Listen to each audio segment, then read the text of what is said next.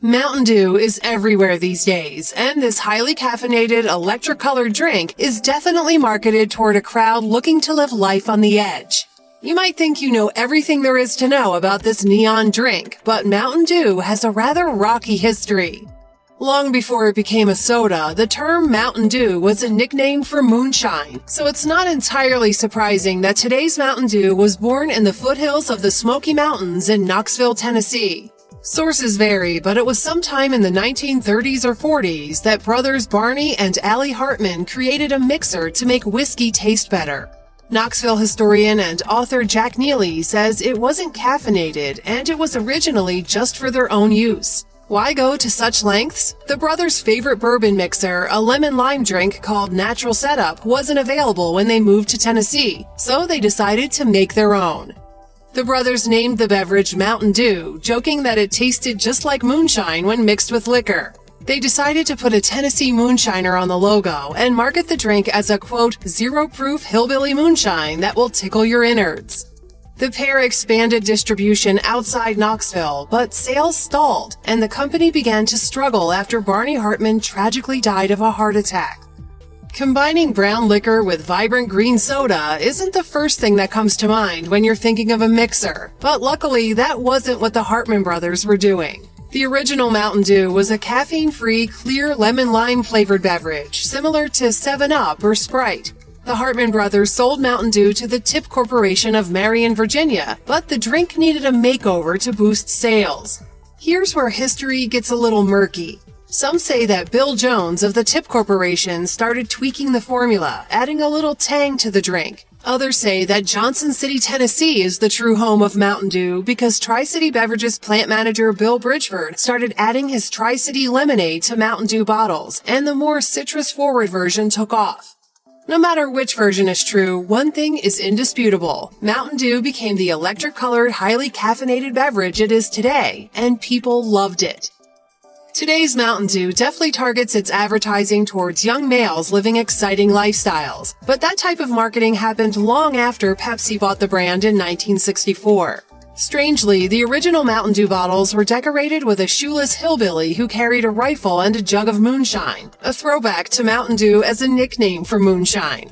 Pepsi kept the hillbilly image when they bought the soda, hoping to capitalize on the popularity of the hillbilly lifestyle from the Beverly Hillbillies TV show. As time went on, Pepsi started marketing to a younger crowd, adopting the Do the Do tagline and dropping the hillbillies bit in exchange for images and spokespeople that appealed to a more high-octane, thrill-seeking crowd. So what is the ingredient that gives Mountain Dew its electric color?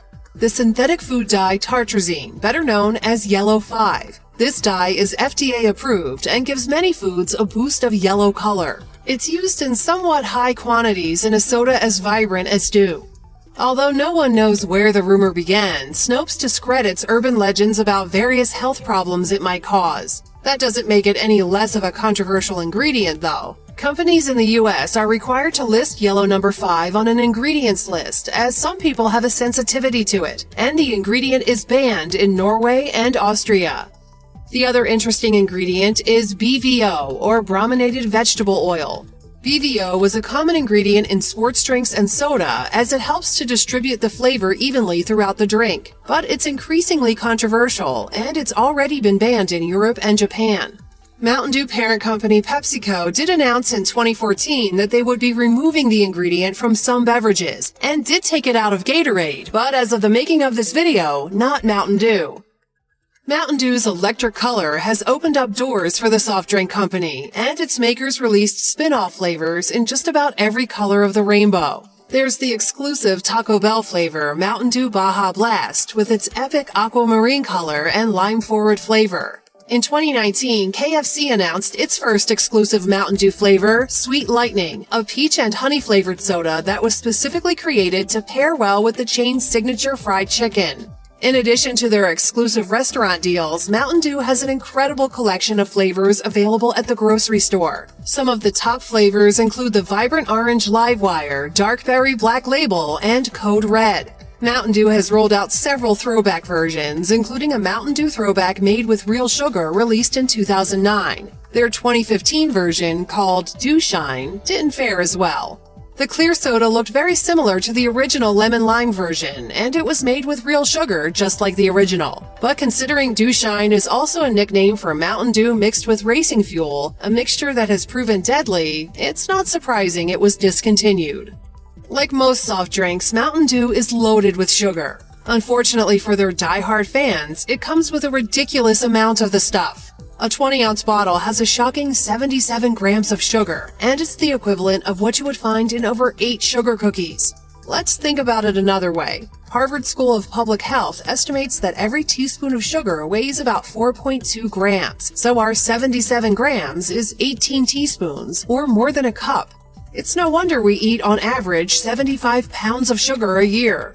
Let's put this another way. The American Heart Association recommends women limit their sugar intake to 25 grams per day, and men limit themselves to 38 grams per day. That's way less than what's in that single bottle.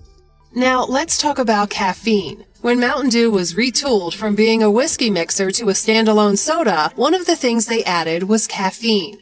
According to the Center for Science and the Public Interest, a 12-ounce bottle of Mountain Dew contains 54 milligrams of caffeine. That might not seem like that much when compared to a 12-ounce Starbucks coffee's 235 milligrams, but when compared to Coca-Cola Classic's 34 milligrams and Pepsi's 38 milligrams, it's a big jump. In the 1980s, the U.S. Food and Drug Administration tried to eliminate added caffeine from soft drinks. Manufacturers argued that caffeine was used as a, quote, flavor enhancer, and the agency agreed to continue allowing it. Would Mountain Dew be the same without it?